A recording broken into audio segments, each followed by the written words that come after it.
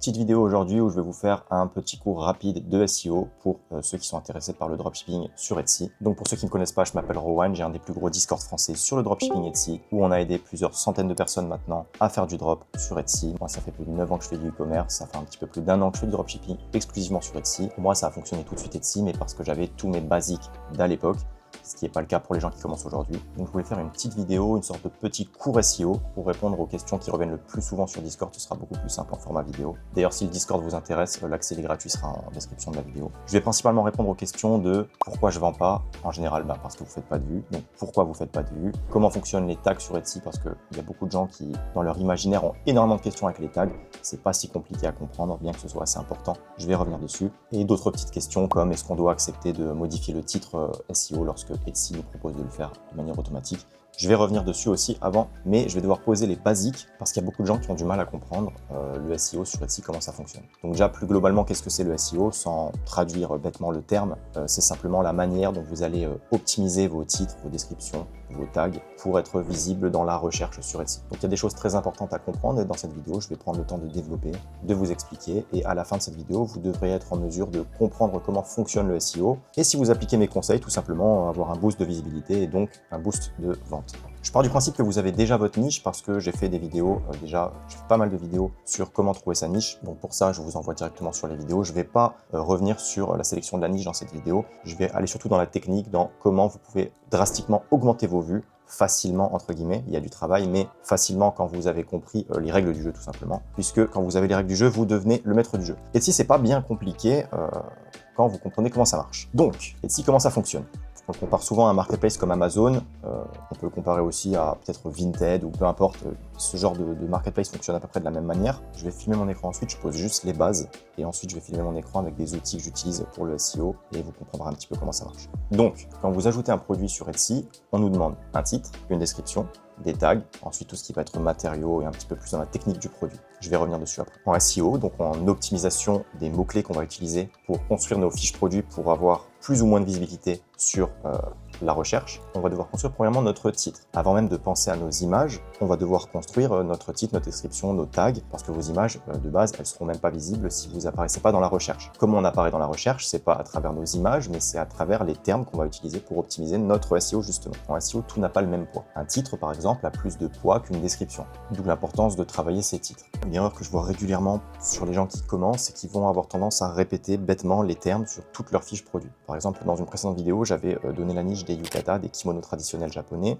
Ça englobe énormément de mots-clés différents, des mots-clés alternatifs. Kimono, yukata, robe traditionnelle, il existe un tas de mots-clés alternatifs qu'on va pouvoir alterner entre nos fiches produits, mais les gens vont toujours utiliser le même terme. C'est pas comme ça qu'on optimise son SEO. Les utilisateurs, les gens qui vont vouloir acheter, ne sont pas des robots. Ils vont pas tous taper bêtement le même terme en boucle. Il y en a qui vont vouloir aller chercher des termes un petit peu plus précis que d'autres, d'où l'importance d'alterner les mots-clés qu'on va utiliser pour augmenter le prisme de recherche. Donc là, je parlais du titre. On va parler des images plus tard parce que en SEO, on parle pas de SEO Google, ici on parle de SEO Etsy, donc il n'y a pas vraiment de métadonnées qui sont utilisées pour optimiser son SEO dans les images ici. Donc les images ne sont pas importantes en SEO sur Etsy. Elles sont importantes pour l'expérience utilisateur, pour déclencher une vente ensuite, mais dans les basiques, dans rechercher à faire des vues, les images ne sont pas tant importantes. Donc là, j'ai parlé du titre. Ensuite, il y a un terme qui revient souvent, qu'on entend souvent sur Etsy, ce sont les tags. Les tags, qu'est-ce que c'est? Ça va être des petits termes. Alors, c'est pas uniquement des mots, ça peut être des termes qu'on va utiliser pour faire un complément du titre, par exemple, ou pour donner un petit peu plus d'informations sur un produit. Bien que les tags ne soient pas visibles directement par les utilisateurs, ils sont intéressants pour l'optimisation dans la barre de recherche. Si vous vendez des boucles d'oreilles,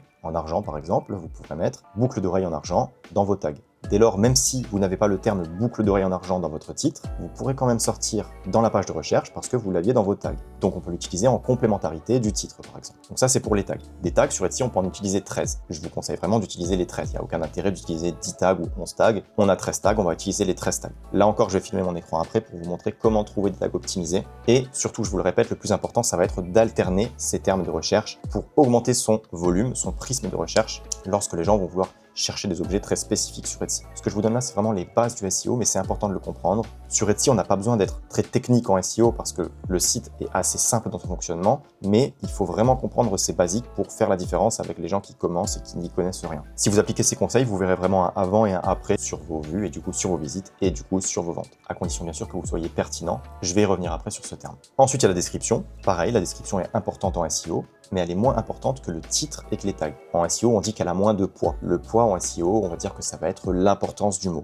Un titre a plus de poids qu'une description. Un titre est plus important qu'une description. Donc vous devez travailler en priorité votre titre. Là encore, je vais revenir après sur mon écran pour vous montrer exactement comment ça fonctionne. En deuxième, je dirais vos tags et en troisième, la description. Ensuite, sur Etsy, vous pouvez mettre des informations complémentaires sur votre produit. La matière, la taille, tout ça c'est important de le faire parce que sur Etsy, on peut filtrer les recherches. Donc il y a des gens, dans mon exemple de boucle d'oreille en argent, il y a des gens qui vont rechercher des bijoux et dans la barre de filtre, ils vont mettre uniquement argent. Donc si vous n'avez pas pris le temps de mettre que c'est une boucle d'oreille en argent par exemple, si des gens filtrent par argent, vous n'allez même pas sortir dans la recherche. Donc là déjà, vos concurrents ont un gros avantage sur vous. C'est qu'ils ont pris le temps de construire proprement leur fiche produit. D'où l'importance de travailler vos filtres. Donc là, c'est du SEO indirect entre guillemets parce que c'est pas des termes que vous allez taper, mais c'est des cases que vous allez cocher. Ensuite, et parce qu'on veut pas que ce soit trop facile non plus, en SEO, on parle de pertinence. Par exemple, je veux acheter un t-shirt bleu avec un dauphin. Eh bien, si je tape t-shirt bleu dauphin sur Etsy, j'ai pas envie de voir des skateboards par exemple. Parce que je sais que certains vont penser qu'ils vont pouvoir augmenter leur volume de vue en mettant des termes qui veulent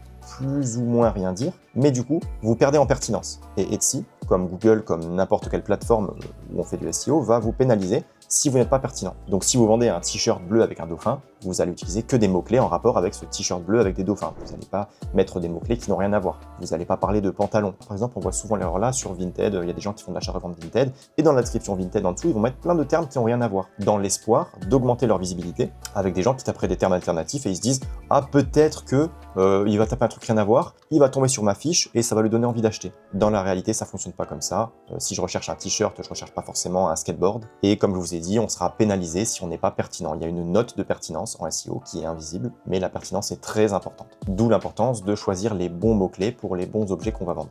Bon là, j'ai fait énormément de blabla, mais c'était important de poser les bases. Je vais passer sur mon ordi maintenant et je vais vous montrer comment on va vraiment construire une fiche produit, comment on va pouvoir trouver des mots-clés alternatifs et ce gratuitement. Juste avant, je vous rappelle qu'on a un des plus gros serveurs Discord sur le dropshipping Etsy, le lien sera en description. On propose aussi de l'accompagnement personnalisé en one-one. C'est très souvent complet, donc si vous êtes intéressé par ça, je vous invite tout simplement à regarder sur le Discord si on a des places disponibles. Et on propose une formation complète qui, selon moi, est la meilleure du marché en France, puisque je suis très certainement le seul qui parle de dropshipping Etsy en France et qui en fait vraiment. Enfin bref, les liens ils sont dans la description. Maintenant, je vais passer sur mon ordi et je vais vous montrer comment on va trouver des mots-clés alternatifs pour vraiment consolider son SEO et l'améliorer. Donc là, je suis sur Alura. C'est un site que j'utilise de manière totalement gratuite. Je ne l'ai jamais payé, j'ai jamais payé un centime sur ce site. Vous avez des recherches journalières que vous pouvez utiliser. Le lien il sera en description aussi. C'est peut-être pas l'outil le plus accurate, mais c'est l'outil qui a l'interface la plus épurée, la plus simple pour la navigation et l'utilisation. Donc moi, c'est l'outil que j'utilise régulièrement pour construire mes fiches produits et mon SEO. Je reprécise, les termes, on les tape toujours en anglais. C'est pour ça que là, j'ai tapé un terme en anglais.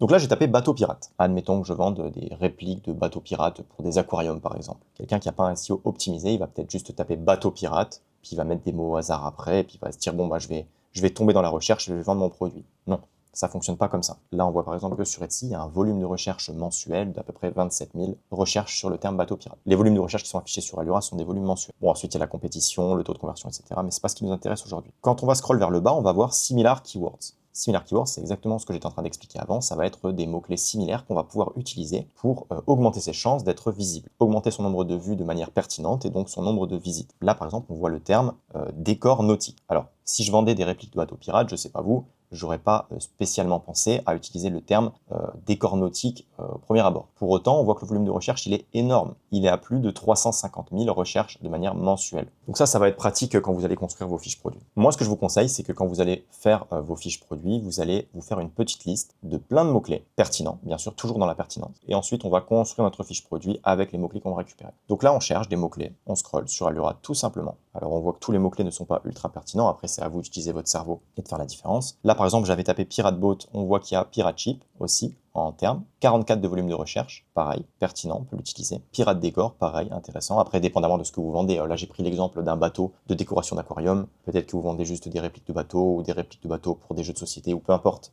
Vous piochez dans ce dont vous avez besoin. Bateau en bouteille, par exemple. Ornement nautique. Donc, ce que vous allez faire, c'est que vous allez construire votre titre, pas comme un robot, parce que Etsy privilégie aussi et surtout l'expérience utilisateur. Je vais y revenir aussi après par rapport aux images. Il faut que votre titre fasse quelque chose d'humain. Vous n'allez pas mettre des termes dans le titre à la suite, juste dans l'espoir d'optimiser votre SEO, en se disant, bah, si je mets plein de termes qui sont recherchés énormément, je vais faire plein de vues. Non, ça fonctionne pas comme ça. L'expérience utilisateur prime sur les marketplaces, d'où l'importance aussi d'être humain et cohérent. Par contre, ce que vous pouvez faire, ça va être de construire votre titre de manière humaine, Donc là, ce serait par exemple réplique de bateau pirate, décoration nautique, blablabla. Et ensuite, dans vos tags, vous utilisez en complémentarité des mots-clés alternatifs qui sont recherchés, qui ont un bon volume de recherche, et c'est là que vous allez les utiliser dans vos tags. Les tags sont, voyez ça comme les tags sont en complément du titre. Voilà, les tags sont là en complément du titre. Quand bien même l'utilisateur ne voit pas les tags, quand il va taper des mots-clés, il va pouvoir tomber sur vos produits, même si le terme n'est pas un exact match de votre titre, mais parce que vous l'avez dans vos tags,